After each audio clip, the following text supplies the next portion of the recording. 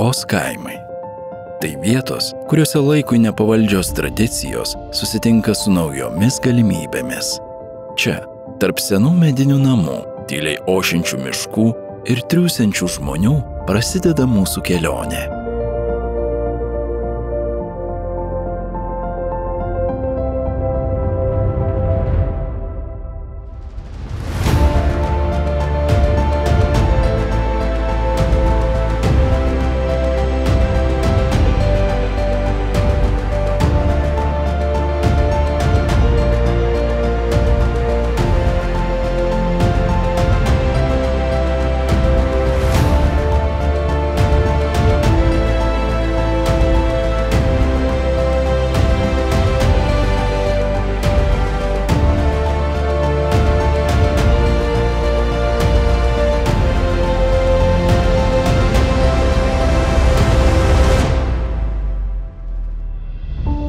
Tačiau šio idiliško peizažo slypi kita realybė – tuštėjantis kaimai, iššūkiai ir kasdienė kova dėl išlikimo. 1991-aisiais Lietuva atgavo nepriklausomybę. Šalis atsitiesė po ilgų suvaržymų ir žengė naujų kelių – laisvės, pažangos ir atsinaujinimo keliu. Vos po 13 metų, 2004 gegužės 1-ąją, tapome visą teisę ES nare. Tai atvėrė naujas galimybės plėtrai. Būtent tada ir prasidėjo Lietuvos kaimo plėtros programos įgyvendinimas. Kaimo plėtros programa, arba KPP, Lietuvoje nuo 2004 metų tapo pagrindinę priemonę stiprinančią kaimo gyvybingumą. Ji apima daugiau nei 20 priemonių, tarp jų ūkio ir verslo plėtra, bendradarbiavimas, techninė pagalba. Tačiau ši istorija yra apie priemonę, kuri iš esmės pakeitė kaimo veidą. Šiaip tai galvojant apie tą praeitį, kai prasidėjo VVG, tai iš tikrųjų viskas prasidėjo nuo to, kad Lietuva ruošėsi stoti į ES ir kaimiečiam mums buvo labai aktualu išgirsti apie tokią lyder programą. Tai tada toks užkabinimas buvo, kaip kaimo žmonės gali kažką įtakoti, gali daryti kokius tai sprendimus ir pagerinti savo tą aplinką. Lyder – tai ne tik finansavimo mechanizmas, tai metodas jungiantis žmones, idėjas ir galimybės. Tai principas grįstas bendruomenių įsitraukimu, jų kuriamomis vietos plėtros strategijomis ir savarankiškais sprendimais. Lyder – tai prancūziško termino Liaison ultra action de développement de l'économie rurale trumpinys, reiškiantis ryšį tarp veiksmų, skatinančių kaimo ekonomikos plėtrą. Jo stiprybė iš apačios į viršų principas, suteikiantis galę sprendimus priimti patiems vietos gyventojams. Lyder priemonės pagrindas – vietos veiklos grupės VVG, tai nevyriausybinės organizacijos veikiančios tam tikroje teritorijoje, pavyzdžiui, savivaldybėje ar apskrityje ir apjungiančios socialinius partnerius. VVG – tai tiltai tarp ES remiamų iniciatyvų ir realių kaimo gyventojų poreikių. Jos vietos architektai, suburiantis bendruomenės, savivaldybės, NVO ir verslą bendram kūrybiniam procesui. VVG veikla neapsiriboja vien finansinė parama, tai ilgalaikė strategija tvariam, inovatyviam vystymuisi. Nors pirmosios bendruomeninės organizacijos Lietuvoje įsikūrė anksčiau, dar prieš 2000-uosius, bet tas aktyvesnis kūrimasis bendruomeninių organizacijų prasidėjo apie 2001-2002 metus, 2003. Galbūt, sakyčiau taip, vietos valdžios neveiksnumas ar per lėtas veikimas paskatino vietos gyventojus telktis į organizacijas ir spręsti savo vietos problemas. Per tas organizacijas projektinį įvairų finansavimą prieš prasidedant Lyder programai, turėjom ir SAPART programą, ir bendruomeninės organizacijos sprendė savo tokias žemiškas problemas kaip vandentiekis ar nuotekos, tvarkydavosi keliai, taip, tiesiog įgyvendindami būtent SAPART programos projektus. Ir tai ir sakyčiau, kad tos pirmosios iniciatyvinės grupės ir buvo tos bendruomeninės organizacijos, kurios po to rajono mastu pradėjo telktis jau į vienetus tokius stipresnius, ieškoti partnerių, ieškoti ryšių viena su kita ir jau tada rajono mastu bandyti spręsti savo kažkokias kylančius iššūkius, problemas. Lyderis užaugino mane pačią. Aš su lyderiu atradau labai daug naujų dalykų savo, labai daug išmokau iš skirtingų žmonių, nes mes su vietos veiklos grupėmis, kadangi pradėjom nuo tų pirmųjų strategijų, mes užaugom ir senstam kartu, tai reiškia patiriam viską kartu, sergam, sveikstam, guodžiamės, pykstamės, baramės, asmeninių patirčių yra visokių. Su VVG matyt susitarė kažkaip nesąmoningai, kad viskas, kas vyksta tarp mūsų, tai kaip šeimoje. Žodžiu, mes čia susipykom, čia susitaikėm, apsikabinom, paburnojom ir vėl viskas gerai. Tai tokia mūsų ta lyderio šeima. Pradžioje lyder priemonės įgyvendinimo iš tikrųjų aktyviai kūrėsi, aktyviai pradėjo veikti ir teikti mums paraiškas tiek renginiams, tiek kurti bendruomeninius namus. Na ir kaip galiu sakyti, kad visi kartu užaugom ir bendruomenės užaugo iki jau sudėtingesnių projektų. Dabar yra kuriami socialiniai verslai, bendruomeniniai verslai.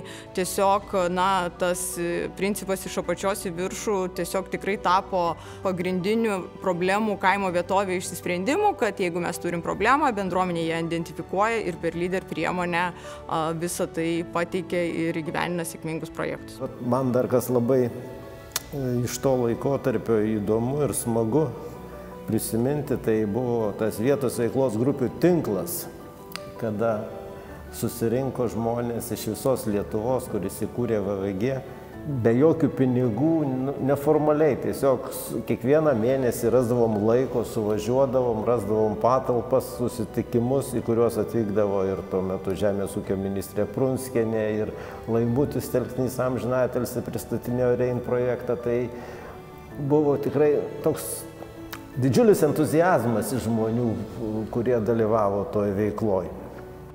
Vietos veiklos grupių tinklas tai yra visas Lietuvoje veikiančias kaimiškasis vietos veiklos grupės vienijanti asociacija. Tinklas jau įsikūręs prieš 17 metų.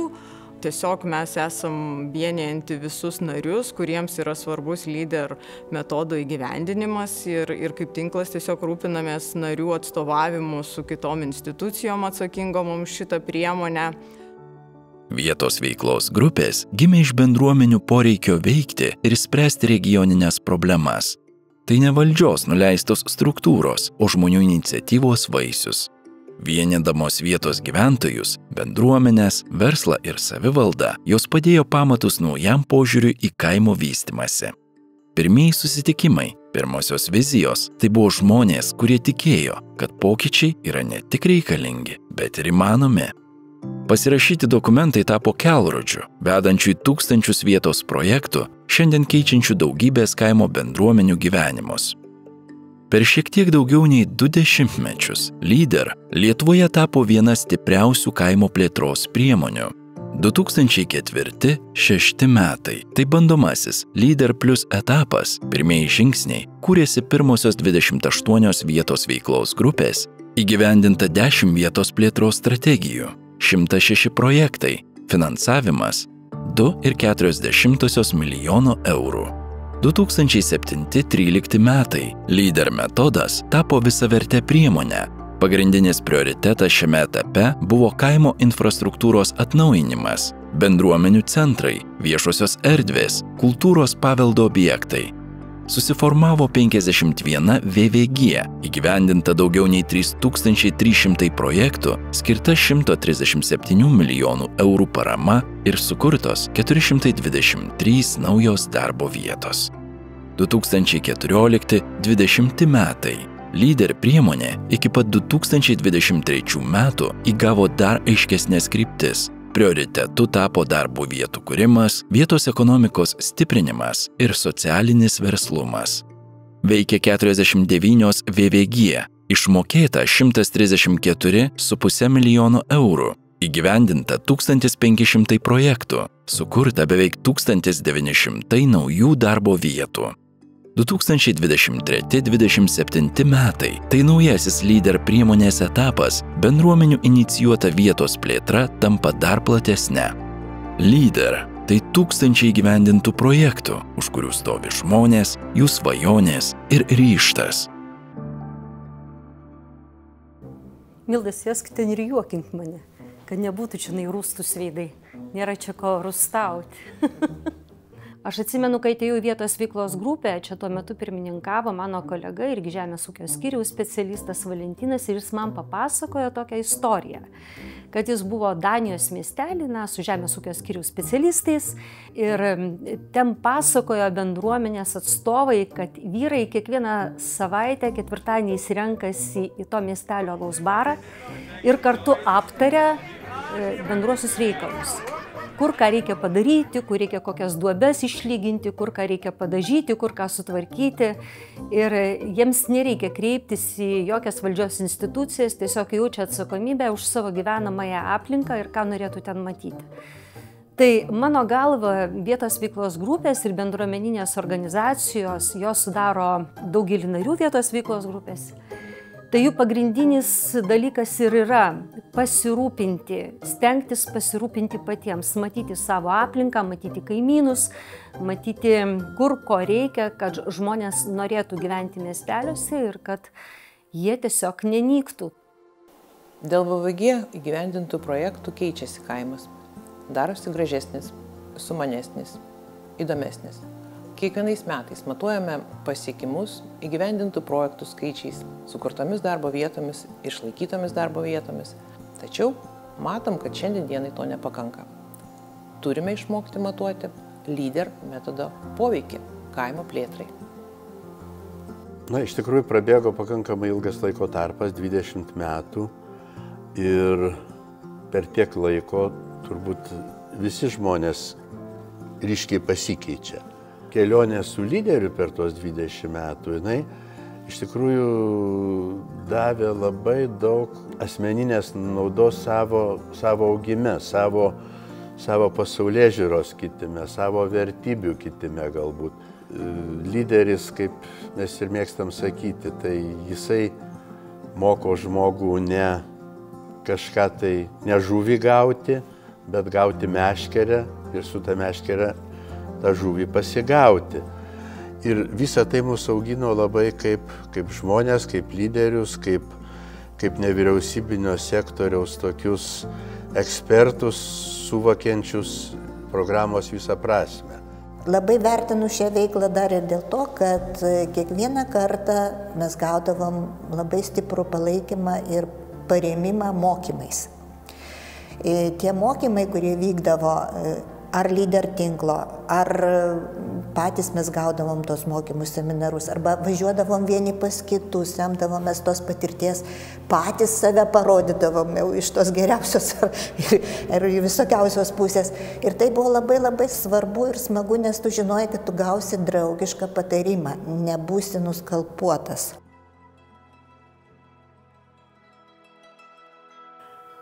Daugiau negu prieš 10 metų mano šeima kartu su brolio šeima svajojo apie gyvenimą kaime. Kad mes tuo metu gyvenome Vilniuje ir mums norėjosi įsikelti ir gyventi gamtos ritmu, kur galėtume daryti veiklą, kuri būtų mūsų širdžiai labai artima. Istorija, Lietuvos istorija buvo ir man, ir mano broliui visada labai svarbi tema ir mes sugalvojame, kad norėtume pasakoti apie Lietuvos istoriją patyrimo būdu, per edukacijas, per virtuvę, per karybą ir pasirinkome vikingų laikus, vikingų amžių ir save taip pasivadinome vikingų kaimu. Mums šitas iššūkis pavyko, džiaugiuosi ir didžiuojuosi savo komandą, kad mes galime parodyti kitą istorijos puslapį, Kernavės istorijos puslapį, ir patirinėti tą istoriją jau pasivaikščiojant su didikais, papotaujant su didikais, susipažinstant, kaip jie atrodė ir ką jie valgė. Dabar čia gyvena 7 seneliai, jie savarankiški, labai mėly. Šie žmonės labai stipriai pakeitė gyvenimą mano šeimos. Ypatingai tai aišku mano, nes aš dažniau su jais būnu. Jie tiesiog tokį įnešė meilę, ramybę. Išmokau tiesiog mylėti žmonės ir tiesiog, kad jie yra šalia. Ir didžiausia palaima yra, kada darbas patinka, kai ateina, tave apsikabina žmogus, pabučiuoja, galiausiai mato, kada esi pavargęs, tau sako, eik pailsėk. Arba eina už tave pasimeldžia, už tavo šeimą. Tai yra kažkas tai tokio. Šio projekto dėka mes galėjom įsigyti nemažai baldų ir televiziją dar turim naują, didelių ekranų, gali seneliai žiūrėti serialus, bet daugiausiai žinia žiūri. Įsigijom visą virtuvinę įrangą, tiesiog ir spintos miegamieji, lovos, pilnai viskuo mūsų aprūpino šitas projektas, nes čia buvo tušti visai kambariai ir jie buvo net neįrengti, tai tiesiog mes nuo nulio viską pradėjome ir labai esam patenkinti, mūsų labai buvo komanda puikiai. Tiesiog mes džiaugiamės dabar, ką turime ir gyvenam tuo. Lavender Village įsikūrė 2010 metais ir palaipsniui, po truputį atsirado ir visa poilsiavietė.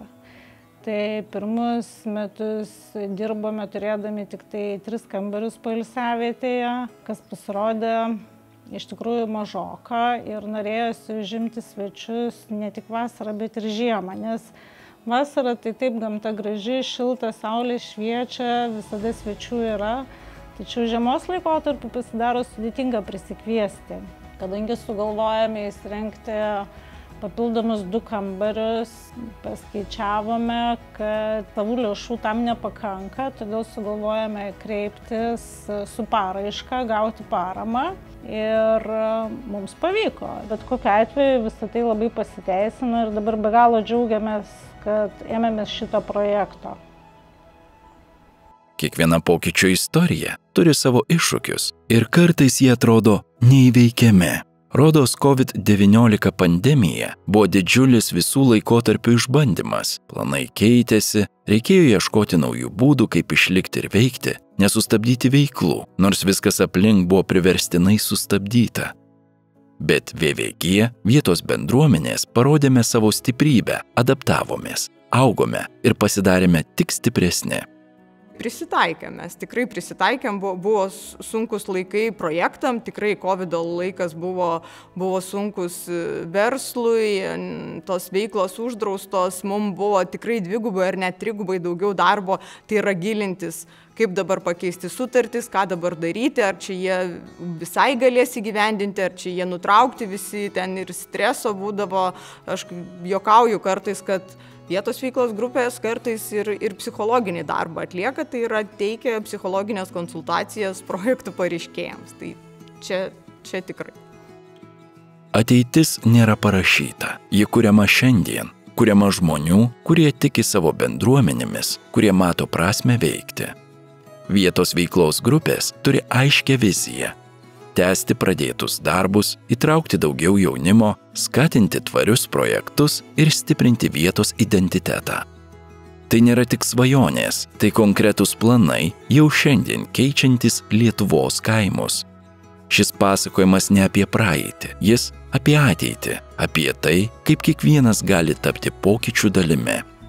Bet vieną širdį giliai turiu tokį džiugesį ir jį saugau ir labai juo pati save gydau ir keliu rytą kiekvieną, kad aš turėjau tą VVG laikotarpį savo gyvenime. Ryščiausi turbūt, todėl kad tai, kaip ir sakiau, tai nėra vien darbas, tai yra gyvenimo būdas.